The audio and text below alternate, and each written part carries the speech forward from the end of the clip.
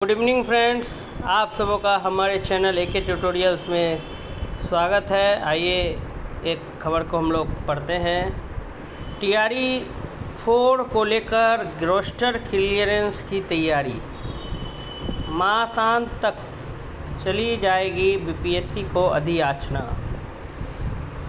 कह रहा है टीआरई 4 को लेकर रोस्टर क्लियरेंस की जो है वो तैयारी हो गई है और मास के अंत तक माने अगस्त महीने के अंत तक बीपीएससी को जो है अधियाचना भेज दी जाएगी। राज्य के सरकारी स्कूलों में चौथे चरण टीआरई 4 की अध्यापकों की नियुक्ति को लेकर रोस्टर क्लियरेंस की दिशा में कार्रवाई शुरू हो गई। माना जा रहा है कि चालू अगस्त माह के अंत तक अधियाचना बिहार लोक सेवा आयोग को चली जाएगी। चौथे चरण में तकरीबन 50,000 अध्यापकों की नियुक्ति होगी। शिक्षा विभाग के सूत्रों के मुताबिक चौथे चरण के अध्यापकों की नियुक्ति की तैयारी तेज़ी से चल रही है। रिक्तियों के आकलन का कार्य प्रायः पूरा हो चुका है। हफ्ते भर में रोस्टर क्लियरेंस के लिए जिलों को निर्देश चला जाएगा। इस बात की पूरी संभावना है कि रोस्टर क्लियरेंस के साथ रिक्तियां भेजने में जिलों को एक सप्ताह का समय लगेगा।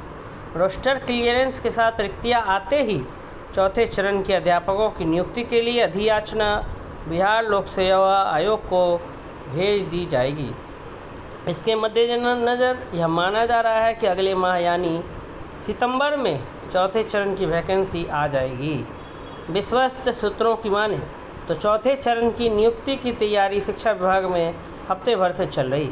चौथे चरण में उन सीटों पर नियुक्ति की तैयारी है जो खाली रह गए। आपको याद दिला दूँ कि मुख्यमंत्री नीतीश कुमार ने 16 जुलाई को अपने ट्वीट में कहा था कि हमने शिक्षा विभाग को कहा है कि सरकारी विद्यालयों में शिक्षकों की रिक्तियों की गणना तुरंत कर ली जाए और इस पर नियुक्ति के लिए टीआरई 4 की परीक्षा शीघ्र लेने की कार्रवाई की जाए। मुख्यमंत्री के इस निर्देश के बाद ही शिक्षा विभाग रिक्तियों के आकलन में लग गया है।